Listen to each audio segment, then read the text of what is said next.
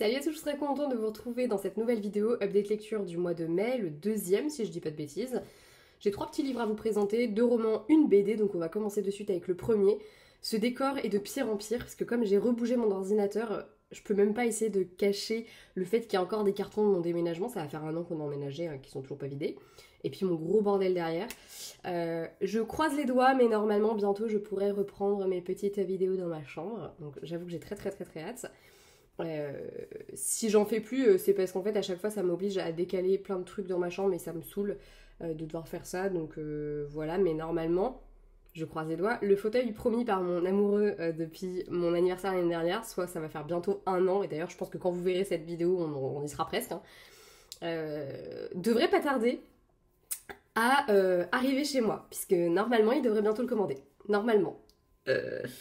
Voilà, j'ai cru qu'il allait me griller, qu'il allait me faire le coup. Non, mais ton cadeau d'anniversaire de l'année dernière, ça va être ton cadeau de cette année. Bah non, en fait, c'est pas cool. Bref, voilà, donc ce décor pourri, j'espère qu'il devrait bientôt partir. Après, j'avoue que c'est vraiment la simplicité. Là, j'ai juste à lancer la vidéo.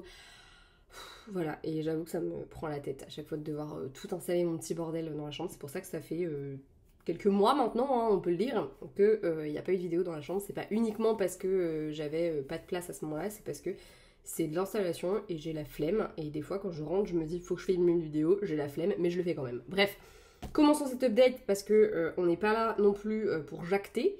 Enfin si, mais 2 livres. Donc parlons de livres avec le premier que j'ai lu dans cette update. Il s'agit de Risque de Fleur Ferris aux éditions Hugo New Way. Donc Hugo New Way, c'est la collection... Enfin, New Way, c'est la collection d'Hugo Roman qui est plutôt adolescent. Voilà, c'est du young adulte. C'est ça le mot que je cherchais. Ici, on est sur un thriller young adulte. On va suivre Taylor, meilleure amie de Sierra, qui a toujours un petit peu vécu dans son ombre. Elles ont 15 ans et ça commence un petit peu à être compliqué à vivre pour Taylor, de vivre dans l'ombre de son amie. Puisque forcément, qui dit 15 ans dit qu'on commence à avoir les premiers béguins, etc. Quand elles vont se retrouver toutes les deux à chatter avec le même mec en ligne, un mec qu'elles n'ont jamais rencontré et qu'elles ont rencontré sur un chat en ligne, elles vont toutes les deux être prises un petit peu d'amour pour ce gars-là.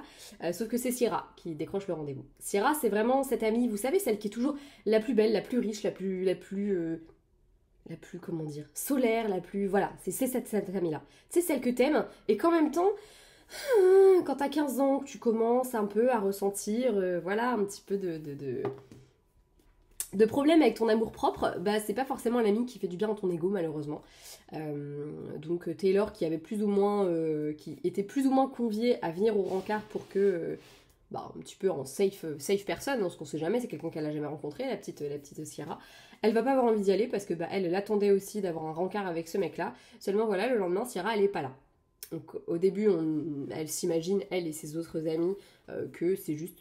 c'est Sierra, elle est comme ça, elle pourrait très bien avoir disparu pendant 2 jours, revenir à la bouche en cœur. Ah, c'était trop bien, j'ai passé le meilleur week-end de ma vie.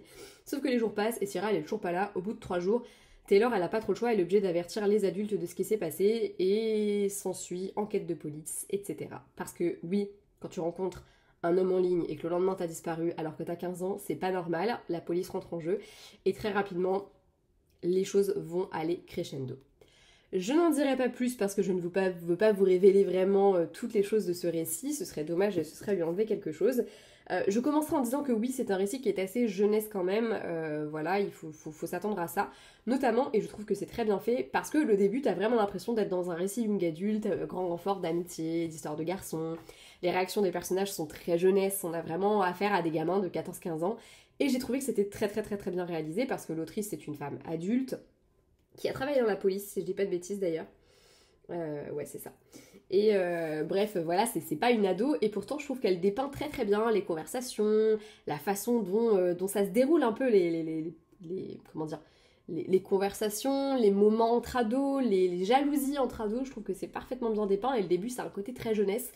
Et je pense qu'il faut un petit peu se replonger dans le nous de 15 ans pour vraiment se sentir happé par le récit. Voilà, après le côté thriller va arriver, le côté cette enquête policière pour retrouver cette gamine, parce que les minutes comptent en fait, chaque minute compte dans le cadre d'une disparition de mineur, et du coup j'ai trouvé particulièrement intéressant aussi le côté, on passe vraiment d'un truc assez trivial, d'une histoire assez jeune, ah d'un seul coup, ah bah oui, mais là la gamine elle a disparu, c'est pas normal, faut qu'on enquête, etc. etc. Et du coup la plongée de ses amis, de sa famille dans cet univers plus glauque. Voilà. Donc globalement c'était plutôt bien mené et j'ai trouvé ça plutôt sympa. Après je trouve pas que ce soit un thriller comme j'aime les lire dans la jeunesse. Moi j'aime bien quand les ados ils mènent un peu l'enquête, quand ils sont vraiment pris à partie dans l'enquête. Là j'ai plus trouvé que c'était plutôt la manière dont les ados vont gérer le truc, et je pense que d'une certaine manière c'est beaucoup plus réaliste que les trois quarts des thrillers young adult que j'ai lus, parce que là on a vraiment une ado qui essaye de survivre entre guillemets à ce qui vient d'arriver à sa meilleure amie, à toutes ces questions qu'elle va se poser au fur et à mesure de la lecture et au fur et à mesure que les événements vont s'enchaîner. Et je trouve que du coup, ouais, c'est peut-être plus réaliste, mais du coup, j'étais un petit moment prise dedans. Je pense que ce récit aussi, et surtout, et c'est pour ça que je le trouve assez important et que moi j'aurais envie d'inciter un petit peu les personnes de l'âge des héroïnes de le lire, c'est parce que pour moi, c'est un récit qui met vraiment en avant les dangers d'Internet. Pour moi, ce récit, il explique vraiment en quoi, bah oui, en fait, tu peux pas à 15 ans faire confiance à la première personne que tu vas rencontrer sur Internet. C'est pas bien, c'est pas bon, et tu risques gros parfois. Il va vraiment... j'avais le mot en tête depuis tout à l'heure, mais je sais pas pourquoi il veut pas revenir, c'est du... Bref, c'est pas grave. Tout ça pour dire que ce récit, pour moi, il est hyper important et impactant pour ça. C'est que il va vraiment... c'est une vraie leçon de vie, en fait, pour ces jeunes qui s'attendaient à rien, qui avaient pas du tout peur de ce qu'ils étaient en train de faire, qui s'en foutaient un peu, qui voyaient pas les choses avec la gravité, et qui vont découvrir un monde qu'elles connaissent pas du tout, et qui vont aussi découvrir que, bah, en fait, avec les bons outils informatiques, tu peux faire ce que tu veux. Prévention, c'est vraiment un roman qui, pour moi, traite beaucoup de la prévention aussi. Il va y avoir toute une histoire autour d'un site internet, etc. Et je trouve que justement, c'est un récit qui montre à la fois le meilleur et le pire d'internet. Il va montrer à la fois comment, grâce à internet, tu peux faire passer le message que tu veux à tout le monde avec un clic. Tu peux aussi échanger avec plein de personnes qui peuvent potentiellement avoir vécu les mêmes choses que toi, et parfois ça peut faire vraiment du bien. Tout comme ça peut être le pire et te pousser à aller à un rencard avec un mec et peut-être ne jamais en revenir. Voilà. C'est donc un récit que j'ai trouvé plutôt intéressant, j'ai trouvé qu'il était relativement bien mené. J'aurais aimé en savoir un petit peu plus du coup sur ce qui s'est réellement passé ce soir-là, parce que je trouve que c'est assez flou, même une fois qu'on a des réponses à nos questions. Je trouve qu'il y a encore beaucoup de flou, mais en même temps je trouve ça beaucoup plus réaliste que si on savait tout, parce que par rapport à comment le récit est mené, ce serait pas normal qu'on en sache autant. Mais c'est vrai que j'ai trouvé qu'on restait un petit peu dans le flou, mais parce que pour moi c'est pas ce qu'il raconte, ce récit. Ce récit, c'est un récit de prévention, et c'est un récit qui va raconter aussi comment est-ce qu'on se remet de certaines choses, comment est-ce qu'on avance, et qu'est-ce qu'on fait pour aller mieux et pour changer un peu les choses, je pense. Je pense que c'est ça le cœur du récit, et pas juste cette disparition et la résolution de cette affaire. Voilà. Du coup, c'est sympa, mais moi, j'avoue, je préfère du coup le côté résolution de cette affaire plutôt que le côté un peu thérapeutique en fait du récit. Malgré ça, je trouve qu'il est très bien, et franchement, je pense que c'est un livre qui aurait sa place dans les CDI de collège et à l'attention d'un public, je dirais, de fin de collège, début de lycée. Parce que je trouve qu'il est important quand même à lire et qu'il apporte des choses... voilà. Après, il a peut-être un côté un petit peu old school aussi, parce que, enfin... Il est pas tout jeune, je sais plus de quand il date, mais moi je sais que ça faisait un moment qu'il était dans ma wishlist quand je l'ai acheté. Voilà, il date de 2016, donc forcément Internet ça évolue en permanence, donc oui c'est peut-être un petit peu vieux maintenant, entre guillemets, avec de très très gros guillemets, hein, parce que 2016 c'est pas il y a si longtemps que ça, mais quand même les choses ont beaucoup évolué depuis.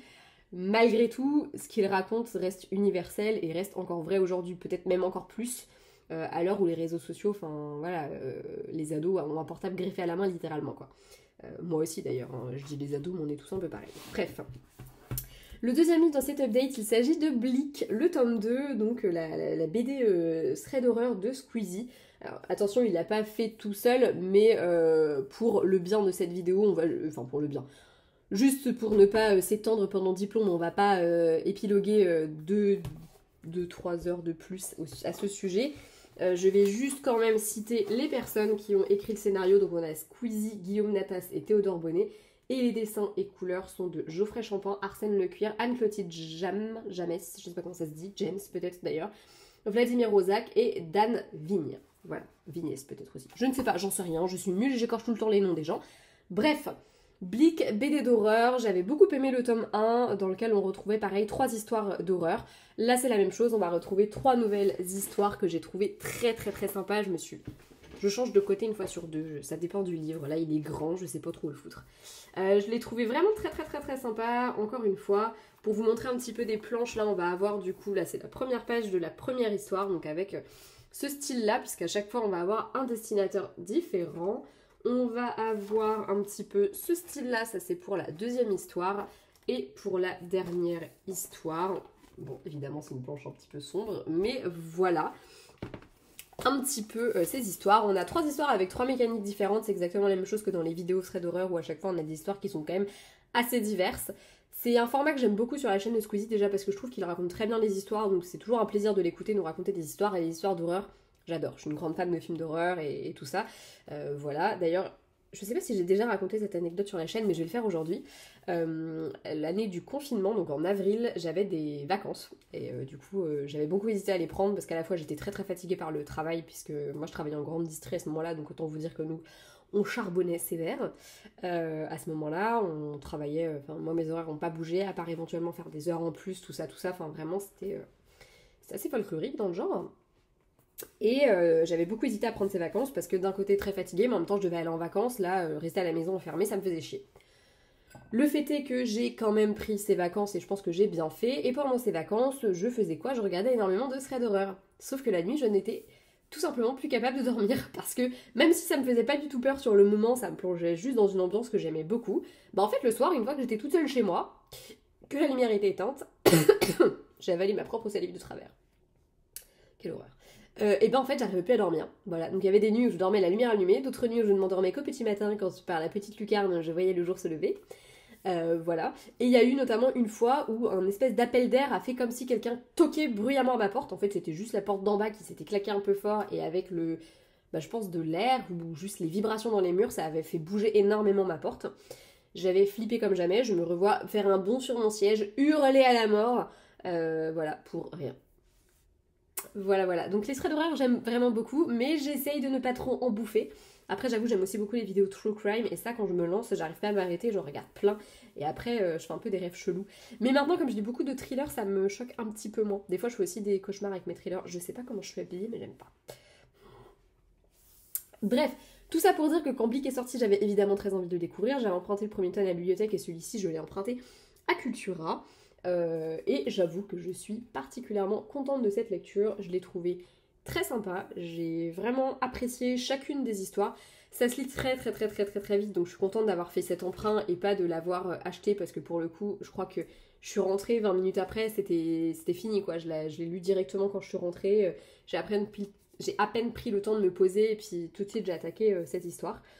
Encore une fois, on est sur 3 mécaniques différentes, 3 styles de dessin différents. J'ai beaucoup aimé le premier et le dernier principalement, même si le deuxième était très sympa aussi. C'était un petit peu moins ce que j'aime en termes de dessin. Et même en termes d'histoire d'ailleurs, c'est celle que j'ai le moins aimée. Ce que j'aime aussi beaucoup dans ces BD, c'est qu'à chaque fois, on a un petit peu un côté... comment dire? En fait, j'aime le fait que les chutes, elles soient sous-entendues. C'est jamais trop glauque, gore, etc. Parce que pourtant la première, elle pourrait l'être. Mais on a toujours un petit peu ce côté sous-entendu. Tu sais que il s'est passé ça, mais t'as pas de preuves tangibles de ce qui s'est passé. C'est pas montré de manière ostentatoire avec des grands... voilà, c'est toujours très sous-entendu. Chaque fin d'histoire, là je suis en train de revoir un peu la première. La fin, tu comprends ce qui s'est passé, mais c'est pas dit de manière crue et avec des dessins crus. C'est toujours... c'est très sympa, ça me fait un peu penser à des nouvelles... bon, enfin, de toute façon, c'est un petit peu ça, hein, c'est des petites histoires à chaque fois. Où, pareil, t'as une chute qui est toujours un petit peu glauque et en même temps qui est juste un peu sous-entendue. Et c'est très sympa. Donc moi, j'aime vraiment beaucoup ce format de BD.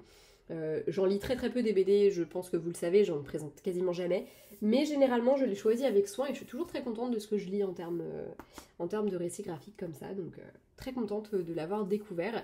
Et je vous conseille vraiment beaucoup, si vous aimez les vidéos de Squeezie, si vous aimez les histoires d'horreur de manière générale, franchement, je vous conseille ces BD, elles sont très sympas. Et c'est super agréable de découvrir le travail de plusieurs illustrateurs différents en plus de ça. Je trouve que ça donne vraiment vie à la BD. Et puis découvrir des mécaniques qui sont à chaque fois différentes, ça montre aussi un petit peu celle qu'on va préférer.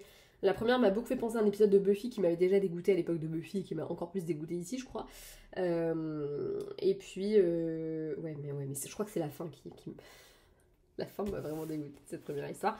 Et la deuxième, j'ai bien aimé la chute, entre guillemets, parce que tu découvres... Enfin, j'ai trouvé ça très marrant. Et surtout que je m'y attendais absolument pas. Honnêtement, la deuxième histoire, je savais pas où est-ce que ça allait en venir. Et la troisième, j'ai aussi beaucoup aimé. Et j'ai beaucoup aimé la colorimétrie. J'ai aimé le fait qu'on a un frère et une soeur qui vont découvrir une pièce cachée dans la maison. Et j'ai beaucoup aimé les scènes qui se passaient dans ce grenier. La couleur qu'il y avait, je trouvais ça vachement intéressant. Voilà. C'était la minute, je parle couleur comme si j'y connaissais quelque chose. Bref, ensuite j'ai lu Une belle vie de Virginie Grimaldi. Même chose, je l'ai emprunté à Cultura et je l'ai lu en une soirée littéralement. Mais en fait, après que j'ai fini Blick, j'ai attaqué directement, je pouvais pas m'en empêcher. Depuis sa sortie, j'avais très envie de découvrir ce récit qui va nous raconter l'histoire de deux sœurs, Emma et Agathe, qui vont se retrouver une dernière fois. Enfin, une dernière fois, non d'ailleurs, je sais pas pourquoi je dis ça. Enfin si, oui, c'était... c'est que j'ai mal formulé ma phrase. Qui vont se retrouver dans la maison de leur grand-mère pour la dernière fois, puisque leur grand-mère est décédée, elles doivent vider la maison, et du coup elles sont parties une semaine ensemble. Voilà. Ça fait 5 ans qu'elles ne se sont pas vues. Et l'occasion un petit peu pour elles de renouer, de s'expliquer, et de se comprendre sur ce qui s'est passé. Voilà. On est sur un récit du coup en plusieurs temps, puisqu'on va avoir à la fois des chapitres qui sont des souvenirs, on va remonter à la naissance d'Agathe, jusqu'à du coup, je pense le moment un peu décisif qui a fait que pendant 5 ans elles ne se sont pas vues. Et en même temps on va suivre du coup le récit de cette semaine qu'elles passent ensemble et qu'elles vont, dans laquelle elles vont partager beaucoup de choses, elles vont se retrouver, etc. C'était très intéressant parce que au fur et à mesure que tu plonges dans les souvenirs, tu comprends beaucoup mieux les deux sœurs, tu comprends beaucoup mieux la mécanique entre elles, tu comprends aussi beaucoup mieux le passé qu'elles ont, qui est très très particulier, très touchant, très larmoyant aussi, hein, j'ai envie de dire. Moi j'ai lâché ma larme plus d'une fois, et surtout j'ai fini le récit, j'étais en larmes, en PLS complète, j'ai dû moucher tellement je chialais. Voilà, parce que des fois je verse juste une petite larme un petit peu sobre et compagnie. Non, là je sanglotais et tout ça, enfin vraiment quoi, merci Virginie. Là en l'occurrence, non vraiment, il m'a beaucoup ému. Les relations entre frères et sœurs, moi ça m'a toujours énormément fascinée parce que j'ai deux frères et que je les aime de tout mon cœur et que je pense que je serais capable de faire absolument tout pour eux. Moi j'ai déjà dit à mon frère que si un jour il tue quelqu'un, j'irai en prison à sa place. Enfin voilà, voilà le genre de truc que j'ai déjà dit à mes frères. Mon autre petit frère, je pense que j'aurais été capable de casser des gueules quand il avait 7 ans et que moi j'en avais... on a 16 ans d'écart. Voilà, je vous laisse faire le calcul parce que moi je ne saurais pas le faire parce que je suis nulle. J'avais quoi, 21 ans? 22? 22 ans? 23? Bref, j'avais la vingtaine passée. Et j'aurais été capable d'aller casser des gueules si un gamin avait commencé à s'en prendre à mon frère, donc à casser la gueule à un gamin de 7 ans pour défendre mon frère de 7 ans, ça n'a aucun sens. Mais je l'aurais fait parce que je ferais n'importe quoi pour mes frères. Et du coup, les histoires de frères et sœurs, ça me fascine toujours énormément, parce que je me sens toujours très proche. Et je trouve que les histoires de sœurs sont particulièrement intéressantes, parce que je trouve que il y a une espèce de jalousie, une espèce de concours d'ego qui existe entre deux frangines, qui n'existe pas entre frères et sœurs. Je trouve que c'est assez différent le lien. Et en même temps, c'est pareil, c'est un lien qui n'a pas de... Il n'y a pas les mots en fait pour pouvoir évoquer ce qu'on ressent à l'égard de ses frères et sœurs. Ce récit, il est beau, il est vrai, il est touchant, il m'a bouleversé complètement.